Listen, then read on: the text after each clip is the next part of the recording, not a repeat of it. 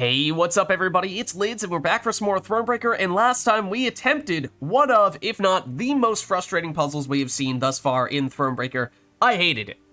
And so maybe we'll jump back in and try it now and see if we can somehow make it work this time, but it was particularly frustrating not just because it was relatively difficult, but also because it had a lot of things that it just didn't say that happened in the puzzle that were important for us to understand in order to succeed at it. And also some rules that it just inconsistently enforced, which made it a real bother. So maybe we do that now, and if we could get this one done with, that'd be great, because I honestly just never want to see that thing again.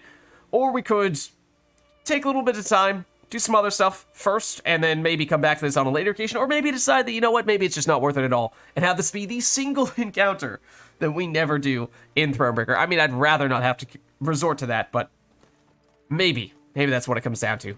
All right, let's give it a shot. But I'm not pleased to be here again. Let's see what we can do. So basically, the gist is we need to destroy these deranged cows. We damage them by having them consume whatever it is directly across from them. The rotting corpses will deal damage to them. However, the scythemen will actually boost them. And we can increase the power of the rotting corpses using poison, and we can switch places using retreat. However, retreat only works on a scytheman and one non-unit. It does not work on rotting corpses combined with Lyrian huts, which is what happens when a rotting corpse gets consumed. It turns into this Lyrian hut, which does nothing. The other issue is that these cows move one space over every turn if they consume something, but if they get stuck on a Lyrian hut on the other side of the board, then they just don't move at all, and you might have some rotting corpses that are worth a lot of value, but you can't line them up properly because you have only huts remaining and corpses remaining, and you can't swap them around with retreat, so you don't succeed. But hey, maybe we just need to mix things up a little bit this time, and maybe that'll be reason enough for us to succeed here. So we had what? We did, I think the first attempt that we ever made on this, we sacrificed the scytheman early, and then that didn't really work. Then afterward, we kind of did the opposite, where we tried to save the scytheman, but that also didn't really work, so I also don't really know where that leaves us right now. But I guess we'll do, like, I don't know. We'll try sacrificing the scytheman, because I think it's been the longest since we last did that. So you're getting very big, which is kind of scary, but maybe we can still make that work. If you go here, then you're gonna take 2 damage, which means you're at, I mean, if we like, if you eat this rotting corpse, then you eat one more rotting corpse. Without eating this scytheman, we can destroy you. So maybe that's okay to leave you for the time being. Maybe we take some time to develop these corpses here. But it means we're only going to have one scytheman left, so we need to be really careful, because if this guy gets consumed, then we have no way to use the retreats at all. So we definitely need to move you. You are 3 power right now. So if we move the scytheman here, and just swap places with these two, you get destroyed. You're still eating these rotting corpses. You're huge, which is pretty terrifying. But maybe we can still make this work. Let's check it out. So you get destroyed. You are at least now down to 8, which is not terrible, I guess. But now this is the tough part, is how do we make the scytheman work here? We might actually, hold on. You consume this, you take 4 damage. Then you move over to the scytheman. So we need, and scytheman is in position. So we then retreat to move one of the rotting corpses onto the position of the scytheman, and that rotting corpse there, I think, will be up at 4 power by that point. So I think that actually does work, and we can also use a poison here on this one or on you. And that would definitely give us enough. We might have it here. We actually might have it here. So now you're on 3. So now we use retreat to move the scytheman. We can swap places with a corpse. That was one of the issues we had, was typically we'd find ourselves with one scytheman that just wasn't in the spot that he needed to be in, So even if we had a corpse that was big enough, we couldn't make use of it. But I think we can here. And we might have just done it. We just did it. Never again. Never again. This better be the world's best reward.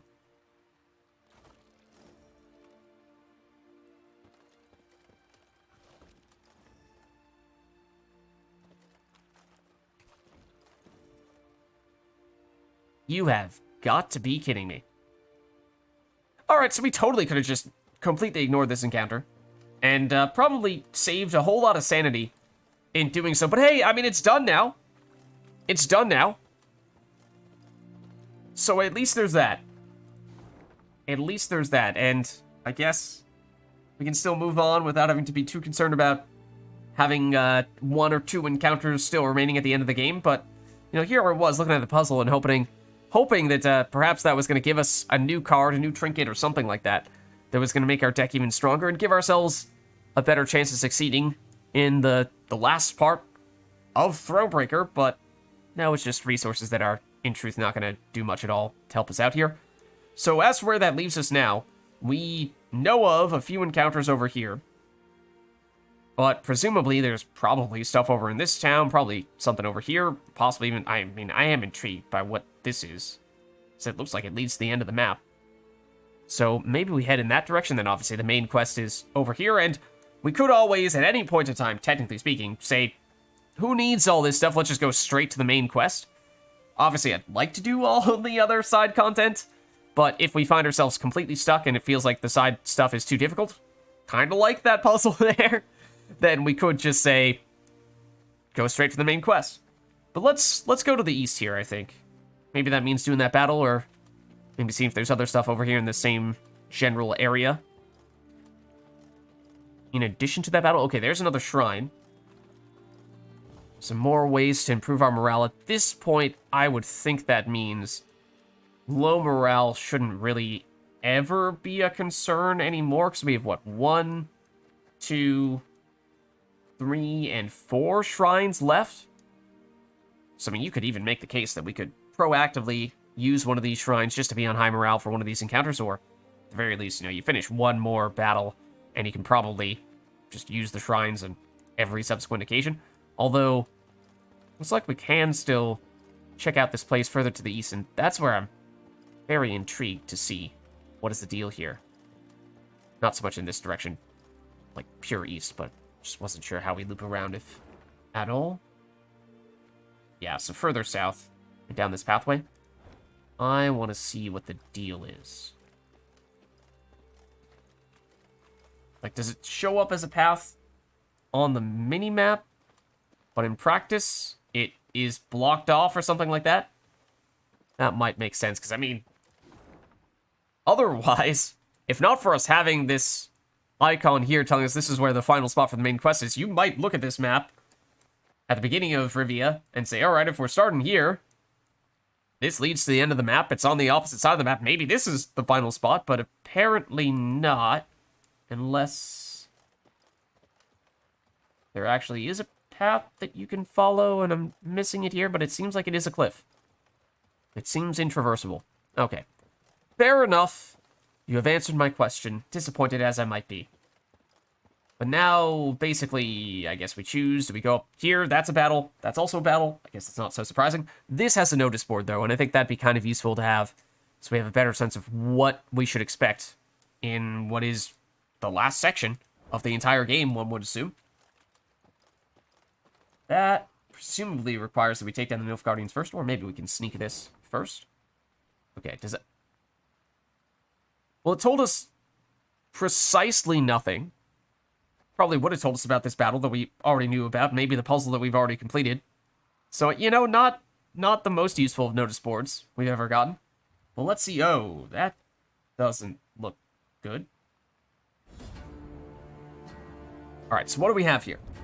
It's a standard battle, so I think this is our first full-length 3-round battle since we've lost Isbel, or at least our first one that does not have some alternate win condition. So, we've been talking about that being a big loss for us, and how we were kind of wondering if we might get some kind of test to really gauge how impactful was that loss, but we haven't really gotten one. So this may be our first real reality check. Of course, we have recently gained the Ballistae, so we have in some ways partially made up for the loss of Isbel. But let's see, in Captivity. When the scouts returned with information that Nilfgaardian slavers had set up camp nearby, Meve let out a heavy sigh. She knew she must free her subjects, yet she also knew that, when threatened, the Blackclads, whips in hand, would turn those very subjects against her. Oh. Uh-oh. Okay, so of course we'll see what, if anything, they start with on the board. Leader ability, other things like that. Otherwise, many of the enemies we've faced here for battles have been very similar. Yeah, damage enemy by the number of your allied units, cooldown 3. I think that is basically the same exact leader ability we've seen many times before. So this is going to be roughly the same deck. Maybe, maybe not. We have a ton of Skellige guys in hand here. It's probably a good thing, especially in a 3-round match, because we do want to maximize the carryover from those guys. And then maybe that means that we save the Ballistae for round 3, because in the past, back in the Isbel days, we were, toward the end of 3-round matches, skimming the bottom of the barrel when it comes to finding cards to get out with our leader ability. So maybe that means that having a few Ballistae in there is not a terrible idea. So, okay. This looks okay. Let's maybe dump Barnabas, though. See if we can get... Okay, well, there is a Ballista. I think this is probably still fine, though. We might not get around to playing you in this round, since the Ballista we want to play as early as possible. The Skellige guys we also kind of want to play as early as possible, or at least maximize the number of them that we play in round 1. So I think this is mostly going to be something we save. But I think that's probably still okay. Might mean that our round 1 is a little bit short. If we do eventually get to the point where we just have Ballista and other cards we don't really want to play. We also don't have any Infiltrators to combine with Tainted Ales. That's another card we don't really want to play in this round. But get a little ahead of ourselves, so let's play you first. Waiting for a personal invitation. Use leader ability, swap out one of you. And we'll get more Skellige dudes. We can go Patricide. Do we have... Yeah, Warrior. Let's do 2 of you, I think. Obviously, Dogger, not a factor at the moment. Death!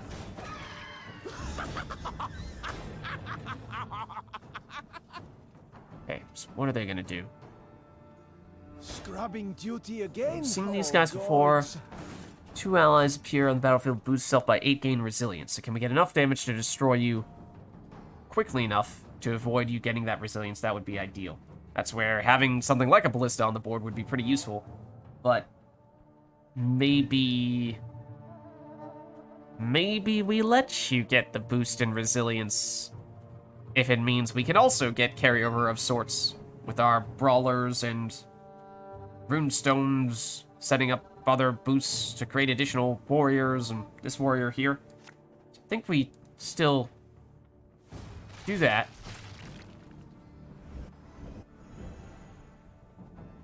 And do this. Obviously, that's not a huge factor. I mean, you have a lot of armor. You're technically not powerful enough to destroy the warrior, though.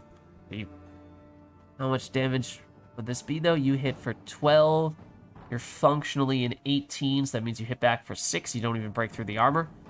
And the second one would a little bit, but yeah, that's not really good enough value to warrant using the order ability, I don't think. New orders? No. Okay. Getting a feeling as though this is going to be a whole lot of these promising recruits, though.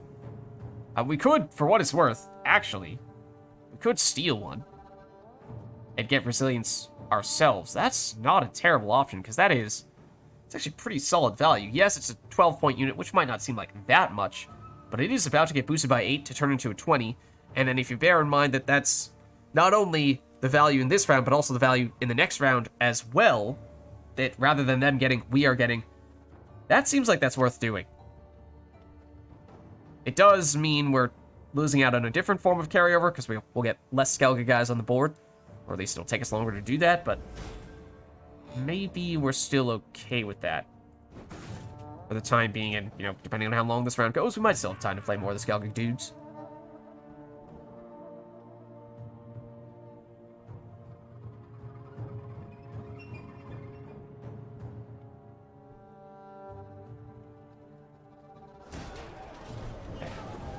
Slave infantry, spawn base, copy this unit every turn start to summon this unit from your graveyard. Oh. Okay, so it basically never goes away? Is what you're telling me? Unless we were to say transform it into something else with artifact compression, which maybe wouldn't be a terrible idea. Be a decent card for us to have stolen as well. I think we just go back to spamming some Skellige dudes. Come on, kill me! And yes, we have enough damage where we could destroy you now, but I don't really think that it's going to help us much. Unless you could destroy both of them in the same turn, I guess, would prevent them from coming back. No. No, because it's not like the one on the board is summoning the one from the graveyard. It summons itself from the graveyard, I think. So I guess we're just going after you now?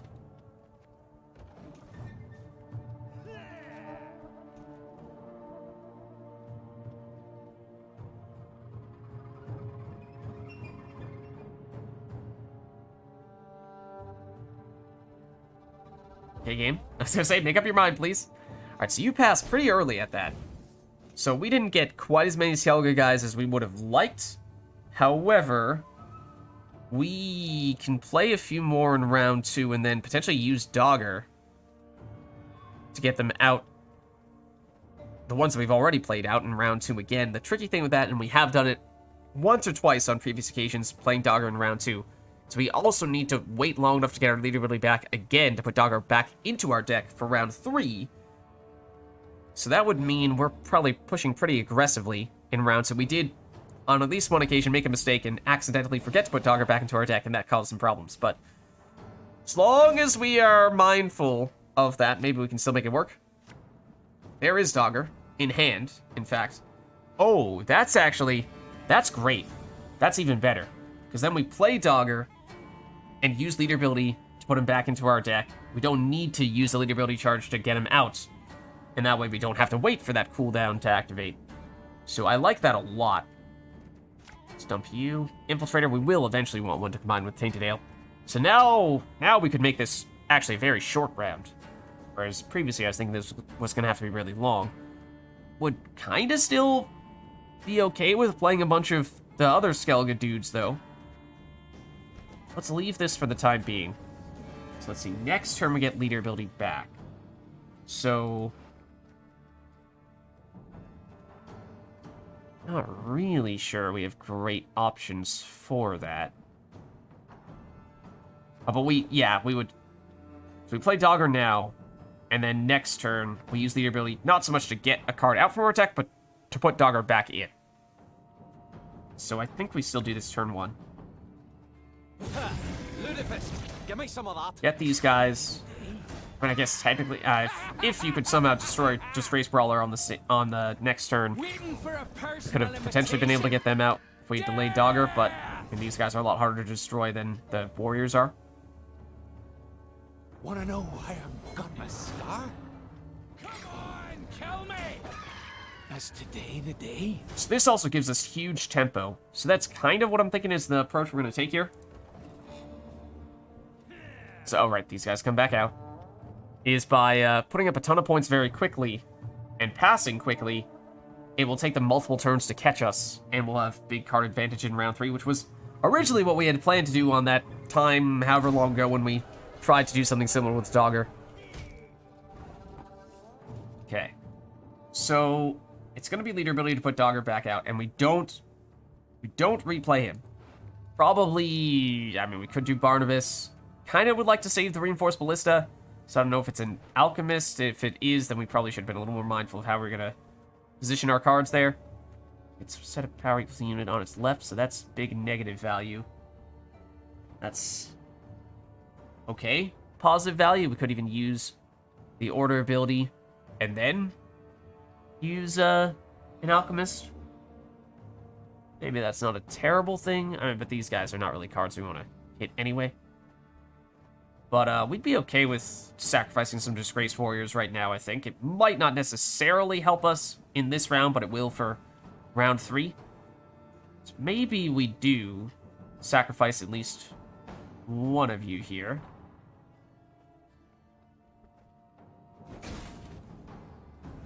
Boost the other ones. Technically, we could do it one more time if we really wanted to. Which, we lose an 11. We gain 2, 4, 6, 8. We're going to lose you, so not anything there. 10, we technically go -1 in this round to gain more carryover value in later rounds. That's probably still a trade that's worth making. Slight downgrade for this round in order to get an improvement for the next round. Although we might be about to play Disgraced Warrior from our hand anyway. So let's go get rid of Dogger. Technically, we might have wanted to have played that from hand first, but this Barnabas might make a difference with having more units on the board. Actually, we could play Barnabas right next to Patricide here and then use an Alchemist on Barnabas. And that's not... It's decent value. It's maybe not quite as big as we would get from an Infiltrator, but I think I still am okay with that. Shield here. Burning? See a local healer or wise woman? Not loving our options, though. Tainted Ale, I mean, we could potentially do. And just remove, I guess it'd have to be the Promising Recruit, because these guys will come back out from their graveyard. The problem is it's slow. But it might be just barely fast enough to still get the removal in time to be a factor. Otherwise, we're just handing them points, but we have a large enough fleet here that maybe that'll still work. Guess we'll do it otherwise. I mean, this is safe, but almost worth nothing. Whereas I don't think we have any Blitz cards in our deck, so that is quite literally 0. Yeah, that is quite literally 0. I think we can maybe still get by with this. I think it has to be you. Then we do this Greetings. on you. What is it? So you're plus 19. That's great. Now, I mean, technically, it doesn't matter if we hit you anymore in that case. So Patricide doesn't really have much to do here. Sure, we'll get rid of you just for the sake of getting rid of you, but you will come back out. I think we leave it as... Oh, right, we still need to play Brawler. So, a little more carryover, because you'll come back out in round 3 when we end up playing Dogger again. And, I mean, technically speaking, you could sacrifice even more warriors if you're okay with losing value in this round, all to further improve your round 3, but I think maybe we've got the right balance as things currently stand here. That comes back out immediately, as we were saying. We're going to pass on our next turn, ideally, unless something crazy happens. And we're hoping that it just takes them a while to catch up to us. Hopefully, it takes them long enough that we'll get the removal on the Tainted Ale.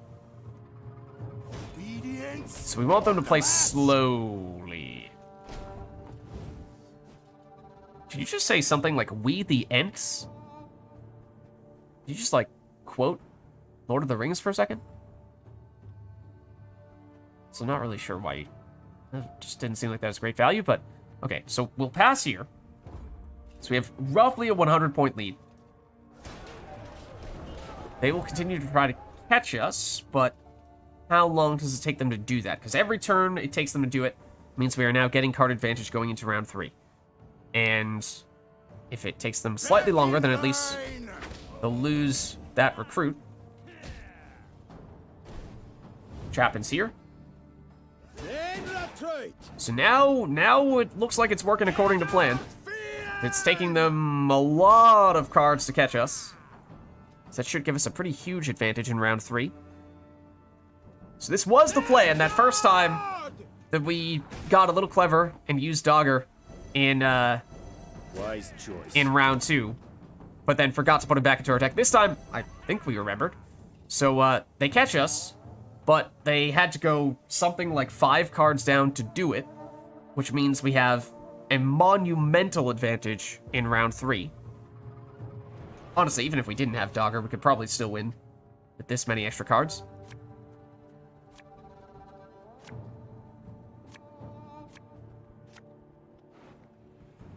Okay, we don't draw into Dogger, but just to confirm, he is still there. Okay, good. I didn't forget about him. Didn't forget about him. As for what we'd like to do here, I think... I mean, this hand is not bad. We want to play Ballista early, both of them. And then the Brawlers are not that meaningful in round 3, since... well, they're a decent points limit, 16 power, yes, but... we would have preferred to have snuck these in round 1 if that had gone longer. Now that we did not get the chance to do that, they aren't really doing much else. So I think we just do that to get Dogger, and we'll probably end up getting you back out with leader ability anyway. So they will get a bunch of carryover from the slave infantry, yes. Important lesson in this, but what? Your boost is relevant, your resilience is not. So we could just immediately play Dogger here, and in doing so get all the skeleton guys out. But that's not really time sensitive. I think we actually prefer to go Ballista as soon as possible. Technically, we will have a leader ability charge here. So I guess we could play Ballista, leader ability, put Ballista back into our deck, only to turn right around and play it again, along with the Disgraced Brawler. Unless you want to wait for leader ability, which I mean, I guess you could do that too. It's not really doing much on this occasion. I mean, we should still wait. We should play Dogger. Technically, probably still should have played Dogger on this turn. Gotten all the Disgraced Warriors out, sacrificed all the Disgraced Warriors, then next turn, use the ability to replay Dogger, get the Disgraced Warriors once again. I mean, they're big enough now that that's probably not the easiest thing to do. Well, 20-point ones would be hard to sacrifice, but the 9-power ones certainly shouldn't be too bad.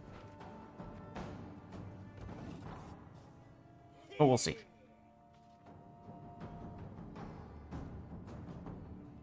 I mean, they're going to have a fair bit of damage here. That leader ability. 103. Which is almost enough to destroy the Ballista, for what it's worth. So there is that. Suddenly, it looks a little more intriguing to put this back into our deck. We could use leader ability first. Or rather, use its order ability first. And then get it back out, heal it in the process. But maybe we do go Dogger now. And wait one more turn for leader ability. So we can replay Dogger, because that's probably still the most valuable way to use leader ability. Come on, kill me! Is today the day? Don't need no weapon! Does probably mean one or both of these. Definitely these. At least this guy is going to get the boost. That's not a huge factor, truth be told. Why don't we go for you, since you have one more turn before that happens. We have a little more time for you. So yeah, we'll once again leave leader ability unused here. So we're going to need one more turn for these guys to sacrifice themselves, then replay Dogger. So basically, that means that at first I was planning to maximize the damage from the Ballista, then decided instead to maximize the base power on the Warriors, because in truth, that's probably more impactful. Not that it's gonna matter much here, because I think we still have a pretty convincing setup after we set them up with going a bunch of cards down. Now, if we can destroy you, that would be great. So let's do this. Actually, probably should have led with Patricide, because Patricide might have enough damage here. Enough his cell. Yeah, we should have done Patricide first, because what? 1, 2, 3, 4, 5, 6, 7, 8, 9. Hit you one more time. And okay, no, it works out perfectly either way. Okay, so that's good. Now we can sacrifice some of these guys. Eventually, they might get too big to do the sacrificing. But let's start with the biggest one who is sacrificable, which means you, I think. The 21s are too big. So do this. And now do this. And now do this. Now, can't sacrifice any more of them, because they're too big to do that. Although, I guess technically, if you were to play Reynard, you could. So, okay, maybe we do that. We go... I think you still do this. Probably. Just to more efficiently get these guys down. You play Reynard, which will give the order abilities back. Oh, also, I forgot about this guy. I mean, he was probably going to be too big anyway, but... so now we can sacrifice here. And both of them should be sacrificable. I guess technically we could have done those as well, although we're mostly doing this for the sacrificing, not for the just the damage alone. So we don't have anything like Isbel, say, to help us out with that. Now we can... Probably should prioritize you instead. Now we can... Oh, also we can do this. Now we use leader ability to get rid of Dogger and replay him.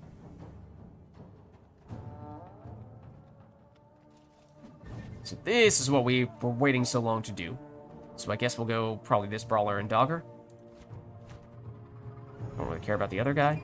Come here, let's dance.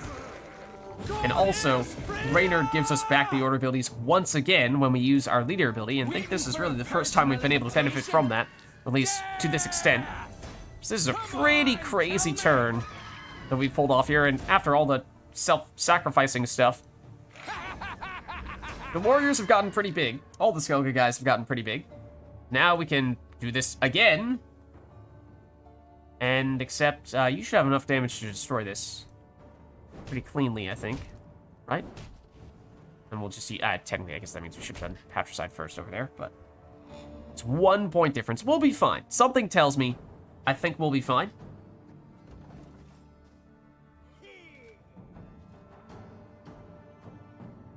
Life is mine now. Okay, so now let's get the other ballista down. That's one of the reasons why we had delayed a little bit on the Skellige dudes, was because we wanted to play around the ballista, but I think we can still be okay here. If we had this order ability ready to go, then we'd have enough damage to destroy you. I mean, technically we have enough power on the Disgraced Warriors that at this point we probably could. We'd take a little bit of damage in the process, but we could still remove you on this turn. I don't think we need to rush too much about that, though. We would technically need to go Painted Ale and Infiltrator pretty soon, but I'm not sure that's going to be necessary, because they only have one card left. That means this is their last turn. And something tells me they're going to struggle to get 250 points in one turn. We'll get rid of one of the ballistas. They'll steal the other. How dare you? How dare you? The premise alone. Okay, so like we could play further, but I think we're pretty good at this point, so we don't really have to.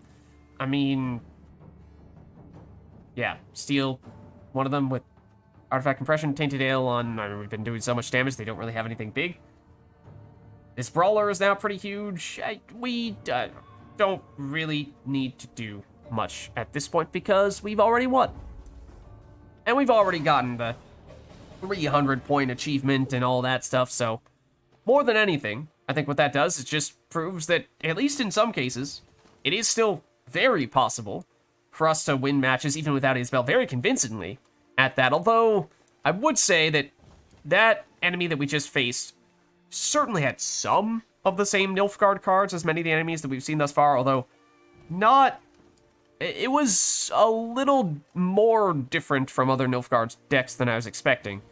It's the whole Slave Infantry, that was a key component of this opponent, and we haven't really seen that much, if at all, from other enemies, and I think it was, not really that strong. So, it's a test of sorts that we definitely succeeded in completing, but maybe still not a guarantee that we are going to be sailing for the rest of the game. It's a good sign, yes. But we should still be on the lookout for additional ways to improve our deck, and I'm just eyeing hidden chests around here into the obscure corners of the map. But come on, Meve. This was not an obscure corner. That should have been pretty easy to get to. But with that, let's just take a look at our map and see where that leaves us, because we got that notice board, right? But it didn't really clarify at all where we might want to go. Basically, it looks like it's... I mean, of the things we know about, it's that battle. We seem to have established that there's nothing else over here, despite there being a path. We can't actually go down that path. So it's either that, or it's whatever other mysteries await us over in this direction. And, you know, that is what we'll take on next. But I think this is a good place for us to wrap up here. So thank you all for watching. Hope you enjoyed the video. And I'll catch you next time.